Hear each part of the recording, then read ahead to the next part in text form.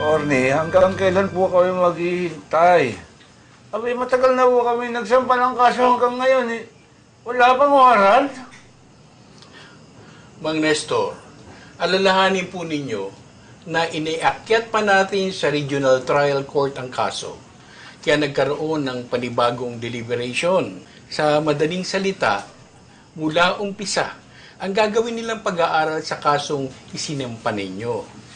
Pero huwag ko kayong mag-alala dahil hindi ko sila nilulubayan para ma-release ka agad ang warrant. Attorney, gaano katagal po ba yung dapat namin intayin sa pag-aaral ng kaso na yan? Nandyan lang, oh. Nandyan lang palibot-libot yung gumasa sa anak ko. Wala yan, nakakapamasa lang dito. Tingnan mo yung anak ko na trauma na. Pero wala kaming magawa. Ano? Nasasaya lang po ba kami na oras? Sabihin nyo naman, attorney, na hindi talaga makukulong yung hayop na yun kasi marami siyang kakilala doon sa bayan. Sabihin niyo sa amin kung may makakamit pa ba kaming hustisya para sa anak ko. Ay, tama na. Maghintay na lang tayo. Naniniwala ako makakamtan din ng hustisya para kay ate. Hindi papayag ng ganito lang to. Magtiwala lang tayo, Nay. Kahit bagsak ang moral ng buong pamilya, hindi tumigil si Rina hanggang hindi nakukuha ang hustisya para sa kanyang ate. Tinutukan niya ang kaso ng kapatid. Hindi naman sila nabigo dahil makalipas ang isang buwan.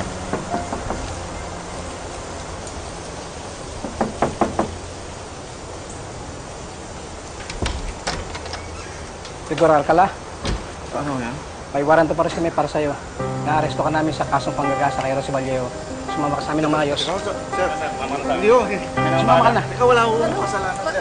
Sa presinto na lang tayong paliwanag, ha? Sa presinto po.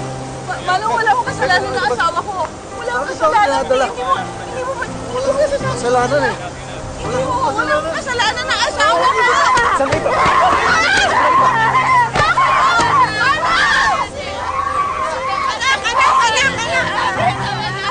Kapal na mukha nyo!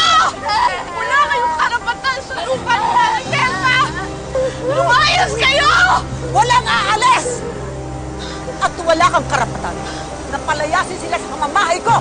Ako lang ang may-ari ng bahay na yan! At ikaw, yan tapang mo, sa korte mo gamitin!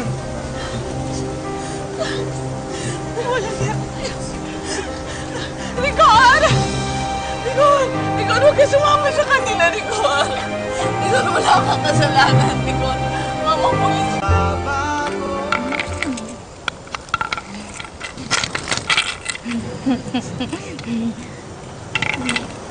Oh, madami na ba yan? Dami na. Ito ba? Patingin nga. Ay, mabigat na. Dami na nga. Hindi na magkasya, no? Makakapagpatayo ka na ng napakalaking bahay niyan.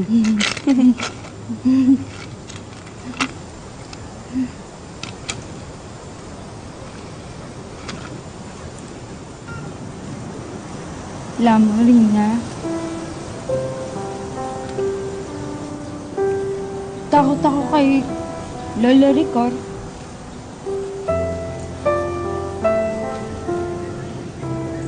Takot ako nun kasi sabi niya susunog niya kayo. Kaya takas ako agad. Takas ako agad kasi susunog niya kayo eh. Ate, hindi na mauulit yun, ha? Nakakulong na si Mang Rigor. Naiyak. Naiyak ka. Nandito kami.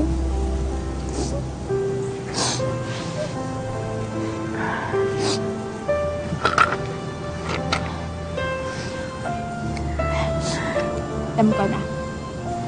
Bibili na lang ako ng malaking bahay. Tapos iipon ako ng madami. Tapos kukuha ako ng malaking bahay. Tapos madaming kwarto. Tapos madaming kubeta. Kubeta ha, marami nga, sabi mo Sa yan. kwarto. Para malaki ng bahay natin. Rosie, Rina, halina kayo na kayo. Oh, sige po, Nay. Maraming merienda dito. Magsalo-salo na tayo. Akin na yan, akin na yan. Dali.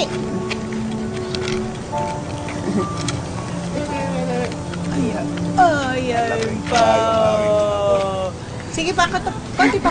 Baby. Ayan. Oh, ayun na si baby, oh. Ganyan pa ba kayo pinapakain namin ng tinapay? Laki na yan, eh. Oo nga, at saka ang takaw-takaw. Ayun, ayun. Kain ka na Kumain dyan, kayo. ate. Bibigyan ko siya. Sige. Bibigyan ka rin ni Tita, ng piso. Ayan. Wow, marunong na rin mag-ipon. Wallet ng piso. Ipon kami. Ayan, masarap yan, ate. Sadyang napakahirap ng magtiwala ngayon, hindi po ba? Ang isang nilalang na akala mo tumutulong sa'yo, may masama palang binabalak na ikaw ay abusuhin sa pera, pag-ibig, o pisikal na pananamantala. Kaya dapat tayong maging alerto at hindi basta-basta magtitiwala. Lalo na kung may mahal tayo sa buhay na kagaya ni Rosie. Atin munang kilatising mabuti ang mga taong lumalapit sa atin o nagiging malapit sa ating puso. At kung may krimeng naganap, isumbong agad ito sa mga autoridad. May kasabihang trust takes years to build, seconds to break, and forever to repair. Dahil ang tiwala, oras na ito ay masira, hindi na maibabalik pa. Ngayon, bukas, at magpakailanman.